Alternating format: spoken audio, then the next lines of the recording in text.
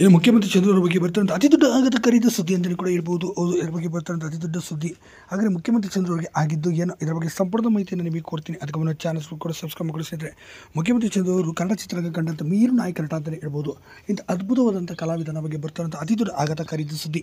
ಏಕೆಂದರೆ ಮುಖ್ಯಮಂತ್ರಿ ಚಂದ್ರವರು ಕನ್ನಡ ಚಿತ್ರರಂಗದಲ್ಲಿ ಅವರದಂಥ ಛಾಪನ್ನು ಮೂಡಿಸಿದ್ದಾರೆ. ಸುಮಾರು 350ಕ್ಕೂ ಅಧಿಕ ಸಿನಿಮಾಗಳಲ್ಲಿ ಅಭಿನಯಿಸಿದ್ದಾರೆ, 100ಕ್ಕೂ ಅಧಿಕ ಸೀರಿಯಲ್ಗಳಲ್ಲಿ ಕೂಡ ಅಭಿನಯಿಸಿದ್ದಾರೆ.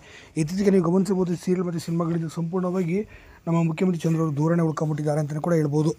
ಏಕೆಂದರೆ ಚಿತ್ರರಂಗದಲ್ಲಿ ಅವಕಾಶಗಳ ಕೊರತೆನೂ ಆಗಿರ್ಬೋದು ಮತ್ತು ಅವರ ಆರೋಗ್ಯದ ಸಮಸ್ಯೆನೂ ಕೂಡ ಇರ್ಬೋದು. ಎಲ್ಲ ಕಾರಣಗಳಿಂದ ಈ ಚಿತ್ರನ ದೂರ ಉಳಿದಿದ್ದಾರೆ. ಆದರೆ ಸದ್ಯ ಪತ್ನಿ, ಮಗ, ಸೊಸೆ ಜೊತೆ ನೆಮ್ಮದಿಯಾಗಿ ಖುಷಿಯಾದ ಜೀವನವನ್ನು ಈಗ ಸಾಗಿಸ್ತಿದ್ದಾರೆ ಅಂತಲೂ ಕೂಡ ಹೇಳಲಾಗುತ್ತೆ.